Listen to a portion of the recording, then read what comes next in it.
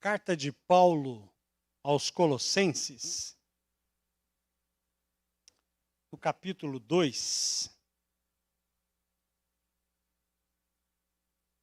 Paulo está orientando aqui os colossenses a saírem de uma vida de religiosidade e começarem a viver uma vida experimental com Jesus. Não só apenas uma vida experimental no sentido de estudar e conhecer a palavra de Deus, mas de testemunhar aquilo que Deus faz em si mesmo e permitir que Deus use as suas vidas para que eles possam refletir essa graça divina na vida das pessoas. O que Paulo está orientando para nós, olhando aqui para esse texto, olha, vocês precisam fazer com que a vida de vocês, o caminhar de vocês, a conduta de vocês, as ações de vocês, os sentimentos de vocês possam expressar o fato de que vocês são verdadeiramente servos do Senhor Jesus. É isso que Paulo está ensinando. Por que essa preocupação? E é válida essa preocupação não só para aquela época, mas para a época de hoje, por exemplo, que a gente está tendo que pregar não para ímpio. A gente está tendo que pregar para crente. A gente está tendo que pregar o evangelho para quem já conhece Jesus. E parece que desaprendeu tudo. Você encontra pessoas que já tiveram uma caminhada cristã, uma vida cristã, e eu estou falando de gente envolvida no trabalho, desenvolvendo dons na igreja, envolvido no trabalho da igreja, pregando o evangelho, sendo professor de escola bíblica dominical, que hoje aposentou da vida cristã. Já pensou nisso? Eu quero me aposentar da vida cristã no céu, que eu já estou lá no céu. Mas não tem aposentadoria para o crente aqui, irmãos. Teve um missionário, 50 anos de ministério na África. Ele e a esposa. E quando ele voltou para casa, já bem velhinhos, quase 80 anos, voltando lá, eles eram dos Estados Unidos, e eles pensaram assim, puxa vida, acho que a igreja vai estar esperando a gente lá no aeroporto, lá, né? Vai estar lá aguardando a gente para nos receber. Chegou lá, não tinha ninguém esperando eles. Vai ver que eles estão lá em casa, deram um jeito lá na casa nossa lá. Chegou lá, a casa estava fechada e estava toda empoeirada e não tinha ninguém para receber eles. E aquele missionário ficou indignado com aquilo. E ele disse o seguinte, olha, será que é isso que a gente recebe depois de 50 anos de vida ministerial? Depois de 50 anos dedicando a nossa vida para Deus, quando a gente volta para casa, é isso que a gente espera? Olhou para a esposa dele tão constrangido e tão chateado e falou assim, fica aí orando a Deus que eu vou caminhar. Eu preciso pensar. E ele foi caminhar. Ficou 3 horas caminhando. Quando ele voltou, ela estava lá na cozinha, mexendo alguma coisa ali na pia e tal. E ele falou assim, você perguntou a Deus por que a gente está passando tudo isso? Por que a gente, se é isso que a gente recebe quando a gente volta para casa? De toda a nossa vida dedicada ao Senhor, é isso que a gente recebe quando volta para casa? E ela falou assim, perguntei. E o que foi que ele disse? Que a gente ainda não chegou em casa. Nós não chegamos em casa. A nossa casa é no céu. Enquanto estivermos aqui, não tem férias. Enquanto estivermos aqui, não tem aposentadoria de vida cristã. É por isso que Paulo vai nos orientar, em Colossenses capítulo 2, versos 6 e 7, ele diz o seguinte, portanto, assim como vocês receberam a Cristo Jesus, o Senhor, continue a viver nele, enraizados, edificados nele, firmados na fé, como foram ensinados, transbordando de gratidão. Essa é a palavra de Paulo traz aos Colossenses. E aqui o apóstolo Paulo vai trazer esse contraste entre viver uma vida religiosa, simplesmente por viver, mas viver, ao invés disso, viver uma vida realmente que reflita a graça de Deus. E eu quero trazer, junto com os irmãos, que nós possamos pensar juntos se nós estamos realmente vivendo em Cristo. É preciso fazer essa análise a todo momento. É preciso nós pensarmos nisso, mas pastor, eu tenho que pensar em Bíblia todo dia, eu tenho que pensar em Bíblia toda hora, eu tenho que orar a Deus toda hora, eu tenho mesmo que viver uma vida de oração, orar sem cessar. Eu sei que não é estar prostrado, mas a todo momento ter o pensamento em Deus, ter o pensamento nas coisas do céu. Sim, irmãos, precisamos. Porque se nós não enchemos o nosso coração e a nossa mente das coisas de Deus, se nós não colocarmos as coisas de Deus no nosso coração, o nosso coração tem a tendência pecaminosa. O nosso coração tem a tendência de se afastar de Deus. E eu provo para você. Já levantou algum dia sem vontade de orar? Eu já. Já levantou algum dia sem vontade de ler a Bíblia?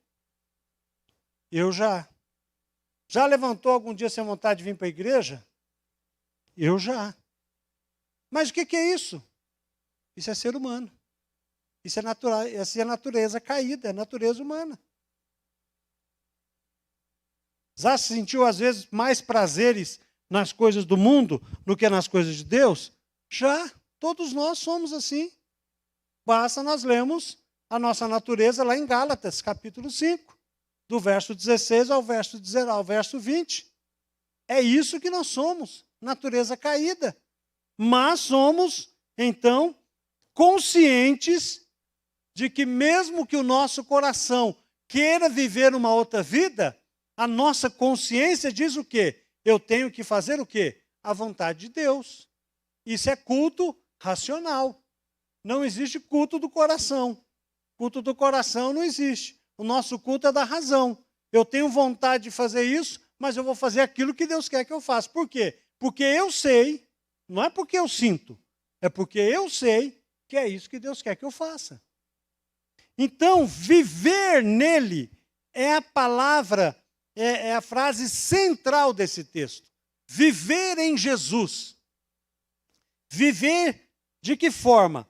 Viver enraizados, como uma planta, não como uma planta de mandioca. Você já tirou mandioca da terra já? Eu fazia muito isso. E eu arrancava a mandioca assim, e a raiz é o quê? Ela é rasa, né? A mandioca, ela vai assim, faz um chapéu de mexicano assim, e você puxa aquelas mandioconas lá e tal. Mas não é essa a raiz. É raiz profunda, que vai entrando e buscando água. E essa água é Jesus, que vai nos fortalecer. Por isso que quando nós pensamos no texto, que nós podemos realmente pensar em ser enraizado, significa uma vida nova. Uma vida nova em Jesus. Romanos 6,4 diz o seguinte: portanto, fomos sepultados com ele na morte por meio do batismo, a fim de que, assim como Cristo foi ressuscitado dos mortos, mediante a glória do Pai, também nós vivamos uma vida nova. Nós morremos para este mundo. Nós não temos mais negócio com as coisas deste mundo. Nós não temos que nos prender às coisas deste mundo. O nosso coração deve estar voltado para Deus. Isso é prioridade. A nossa relação com Deus, o nosso pensamento é querer fazer a glória do Pai, é querer fazer com que a glória de Jesus seja manifestada através da nossa vida e em nossa vida. Nós devemos pensar que estar enraizado significa eu estou firme em Deus. Não importa o que aconteça, não importa o que venha, eu estou firme na palavra de Deus, eu não tenho negócios com este mundo que aqui está, porque a minha vida é uma nova vida em Jesus. Porque o meu velho homem foi crucificado com Cristo na cruz. E todo dia ele deve ser crucificado. Todo dia a minha vontade deve ser crucificada. Todo dia o meu desejo carnal deve ser crucificado. Todo dia, pastor, irmão, é matar um leão por dia. Não é fácil. Viver a vida cristã como ela tem que viver não é fácil. Mas Jesus disse que nele é possível. Dependendo dele, é possível. Buscando a orientação da sua palavra e orando, é possível. Viver nele enraizado traz para nós um conceito de estabilidade. Como prisioneiro do Senhor, rogo-lhes que vivam de maneira digna da vocação que receberam. Efésios 4:1. Eu e você, como crentes, filhos de Deus, servos do Senhor, nós precisamos entender a nossa vocação, o nosso chamado. E o primeiro chamado nosso é vida santa. Vida ilibada. Caráter que reflete o caráter de Deus. Esse é o nosso primeiro chamado. Vida de oração, conhecendo a palavra do Senhor, fazendo a vontade do Senhor, e isso traz para nós estabilidade. Isso traz para nós comunhão com o Senhor e vai fazer com que nós possamos estar estáveis no sentido de que não importa as adversidades a qual nós enfrentamos, estamos firmes no Senhor. Eu não sei o dia de amanhã. Eu não sei se amanhã eu vou ter saúde. Eu não sei se amanhã eu vou ter sustento financeiro. Eu não sei o que vai ser amanhã. Eu sei que se eu confiar em Deus, o amanhã o Senhor vai cuidar. Eu tenho 54 anos. Graças a Deus. Na presença do Senhor. Você tem a sua idade. E você sabe que até aqui o Senhor abençoou a sua vida. Certo? Ok? Até aqui o Senhor tem sustentado você. Se você continuar firme no Senhor, Ele continuará sustentando você. Não importa o amanhã. Não importa o governo. Não importa este mundo. Não importa quando Jesus voltar. Mas até Ele voltar, Ele vai cuidar de você. E isso significa estabilidade. Cumprir a nossa vocação. Viver nele enraizado significa espiritualidade. Gálatas 5,16. Por isso digo, vivam pelo Espírito e de modo nenhum satisfarão os desejos da carne. Abandonar a nossa própria vontade a todo momento. A nossa vida cristã, ela é da seguinte forma. Quando você aceita Jesus como Salvador, algumas coisas já vão embora. Alguns pecados já são abandonados. Outros demoram um pouco mais. E essa é a chamada da nossa espiritualidade na presença do Senhor. Quanto mais nós aprendemos Jesus, quanto mais o Espírito Santo toma conta de nós, mais nós vamos abandonando as coisas ruins deste mundo e vamos melhorando como seres humanos, como indivíduos. Começamos e precisamos ser pais cada vez melhores, filhos cada vez melhores, maridos cada vez melhores, esposas cada vez melhores e crentes cada vez melhores, cidadão cada vez melhor, funcionário cada vez melhor, fazendo o seu melhor em toda situação, porque agora nós estamos abandonando as coisas deste mundo e estamos vivendo na presença de Deus. E isso tem que refletir neste mundo. Senão não tem transformação. Senão não tem mudança. Viver nele enraizado, irmão, significa cautela, cuidado. Efésios 5, verso 15. Tenham cuidado com a maneira com que vocês vivem, que não seja como insensatos, mas como sábios. Nós precisamos aprender. E a sabedoria de Deus só é aprendida quando nós lemos a Bíblia, oramos a Deus e vivemos de acordo com aquilo que nós aprendemos. Aí nós temos sabedoria. A sabedoria é importante porque nós aprendemos que é mais importante ter paz do que ter razão. Você nunca vai ter paz e razão ao mesmo tempo. Então não fique brigando para ter razão. Isso começa onde? Em casa. Começa na minha casa. Sabedoria. Sabe como é que a gente evita as brigas de casal? Não procure ter razão. Quem foi que fez? Foi você. Não, não foi, foi você. E aí começa o titi. Qualquer coisa é motivo para discordância. Falta de sabedoria. Espera as coisas esfriarem. Não vai esganar um ao outro lá. Né? Acalma o coração. Num outro momento, quando tiver tudo em paz, converse. Isso é sabedoria. Buscar sabedoria em Deus nos nossos relacionamentos para que nós possamos viver de acordo com a palavra do Senhor. Viver nele enraizado significa iluminação. 1 João capítulo 1, verso 7. Se, porém, andamos na luz como ele está na luz, temos comunhão uns com os outros, e o sangue de Jesus, seu Filho, nos purifica de todo o pecado. Uma vez encontrei uma pessoa, e eu disse assim para ela, tinha 20 anos que eu não a via. E eu falei assim, puxa vida, que bom ver você, que saudade, como é que você está? Como é que está a sua família? Só que quando eu conheci essa pessoa, eu tinha cabelo. Eu tinha cabelo. E minha barba era preta. Depois que essa pessoa me viu, depois de 20 anos, eu estava careca e com a barba branca. Não tão branca, mas estava branca. E ela falou assim para mim. Assim. A primeira coisa que ela falou, puxa, como você está velho. Aí foi igual um balde de água fria em mim. Eu falei assim, mas a Bíblia diz que por fora eu estou desgastado, mas por dentro eu estou renovado a cada dia. Né? Eu podia falar assim, rapaz, que mal educado, virar as costas.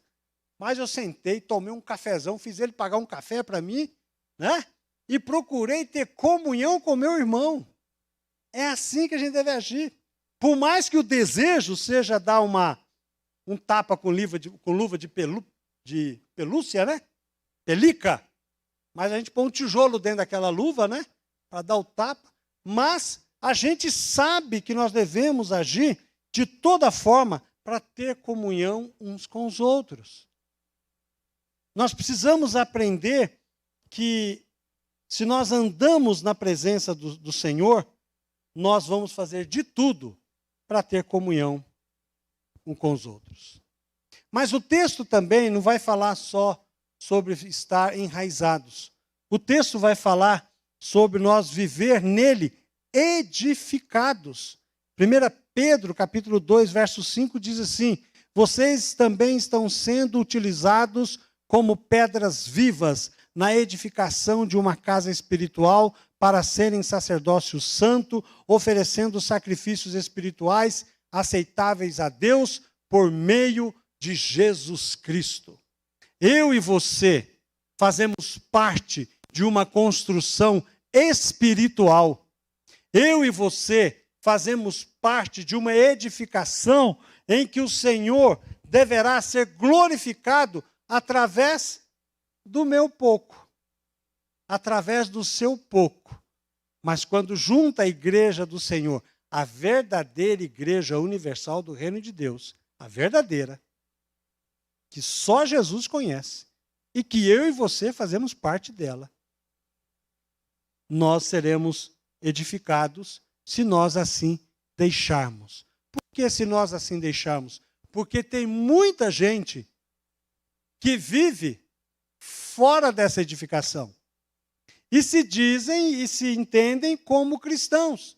Eu não quero julgar aqui o mérito se a pessoa é salva ou não, não quero entrar nesse julgamento. Eu sei que um tijolo fora de uma edificação, ele só serve para ser chutado, sentado pelos outros e quebrado. Essa é a função do tijolo? Não. Ele tem que estar na edificação.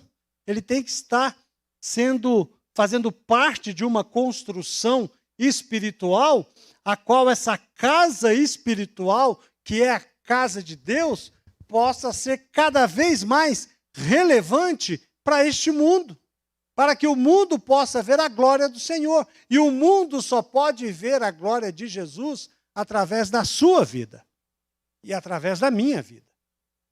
Só assim o Senhor pode ser glorificado. Por isso que nós precisamos compreender e permitir ser edificados, fazer parte dessa edificação para a glória do Senhor. Mas o texto também vai dizer que nós devemos viver nele firmados na fé. Eu quero ler um texto para você. Tiago, capítulo 2, verso 18, diz o seguinte: você tem fé, eu tenho obras. Mostre a sua fé sem obras, e eu mostrarei a minha fé pelas minhas obras. Martinho Lutero, por muito tempo, recusou a carta de Tiago, achando que Tiago estava dizendo que a fé tinha que vir com obras. Não é isso que Tiago está dizendo. Tiago está dizendo o seguinte, que no conceito judeu, ele não entende fé de uma maneira passiva. Deus vai fazer, então eu vou esperar que Deus faça. A hora que Deus fizer, então eu vou fazer a minha parte. Para o judeu, não. Para o judeu, o conceito de fé é o conceito que está lá em Abacuque. Abacuque 2,4, quando Abacuque diz: mas o justo viverá pela sua fidelidade. Já em Hebreus, o autor de Hebreus, no capítulo 10, verso 38, vai dizer que o justo viverá pela sua fé. Mas a raiz dessas palavras é uma só. Porque o judeu compreende que fé tem que estar acompanhada com fidelidade. Eu sei que Deus vai fazer. O que Deus vai fazer, eu não sei. Eu sei que vai ser o melhor para mim. Então eu continuo servindo a Deus. Eu continuo adorando a Deus. Eu continuo trabalhando porque eu sei que mesmo que eu não esteja vendo Deus trabalhando, eu sei que Ele está trabalhando. Por que que eu sei? Porque que aquele que é fiel, aquele que prometeu, é fiel para cumprir. Por isso que eu vou trabalhar. Por isso que eu vou continuar servindo a Deus. Por isso que eu sirvo a Deus pelo que Ele é e não sirvo a Deus pelo que Ele faz. Por isso que Abacuque, no final do texto, ele vai dizer lá no capítulo 3, o verso 17 e o verso 18, um texto que nós todos conhecemos bem: mesmo não florescendo a figueira, não havendo uva nas videiras, mesmo falhando a safra das azeitonas, não havendo produção de alimento nas lavouras, nem ovelhas no curral, nem bois nos estábulos, ainda assim eu exultarei no Senhor e me alegrarei no Deus da minha salvação. Pode faltar saúde, pode faltar emprego, pode faltar dinheiro, pode faltar pão, mas não vai faltar adoração a Deus. Porque a gente aprende a servir a Deus pelo que Ele é e não pelo que Ele faz. Mas não só isso. Finalmente, viver nele, transbordando em gratidão. A carta de Paulo aos Efésios, no capítulo 1, ele vai dizer o seguinte: que Deus já nos deu tudo aquilo que nós precisamos para ter uma vida abençoada e feliz. Você já tem. Você já tem, por mais que eu e você possamos pedir a Deus qualquer coisa, você já tem. Eu e você temos mais que suficientes para termos uma vida abençoada e feliz. Amém? A Bíblia diz isso. A palavra de Deus diz isso e nós temos que aceitar e entender e compreender. E se nós não compreendemos, devemos aceitar essa palavra pela fé e crer que o Senhor tem nos sustentado em todas as nossas necessidades. Deus tem suprido todas as nossas necessidades. Por isso, nós podemos ter um coração grato a Deus, agradecido. E eu digo a cada um dos irmãos aqui, e você que está em casa, e eu tenho certeza que os irmãos vão concordar comigo. Você tem muito mais que os seus pais tiveram. Não é verdade? Você tem muito mais do que os seus pais tiveram. Eu tenho muito mais que os meus pais tiveram. Meus filhos têm e terão muito mais que eu tive. Glória a Deus por isso. É a promessa de Deus se cumprindo através do seu povo. Por isso, queridos irmãos, quando nós olhamos o texto da palavra de Deus e Paulo dizendo para nós, olha, vocês precisam sair de uma vida de dizer ou simplesmente falar, olha, eu sou crente, eu sou salvo, eu sou membro de tal igreja, eu tenho o meu nome escrito lá como um hall de membros da igreja. Isso não quer dizer nada. Você é um crente fiel? Como é que estão as suas contas? Está pagando as contas? Você é um crente fiel? Tem amizade com seu vizinho? É um bom vizinho? Você é um crente fiel? Trata bem a sua esposa? Trata bem o seu marido? Honra os seus pais? Não, pastor, eu quero exercer o ministério da igreja. Não é isso. Ser crente não é você exercer ministério na igreja. Ser crente é viver de acordo com a vontade de Deus. É as pessoas olharem para a sua vida e dizer o seguinte, olha, eu não sei o que tem na sua vida, mas eu quero isso aí para mim. Eu quero experimentar isso aí. É isso que Paulo está dizendo para nós. Infelizmente, quando eu disse aqui que nós estamos tendo que pregar para crente, e é real. Pessoas que conhecem o Evangelho, pessoas que já nasceram de novo, nós temos que ensinar a Bíblia de novo. Estão passando por lutas, dificuldades, sofrendo no casamento, sofrendo nas relações pais e filhos, na relação com a igreja.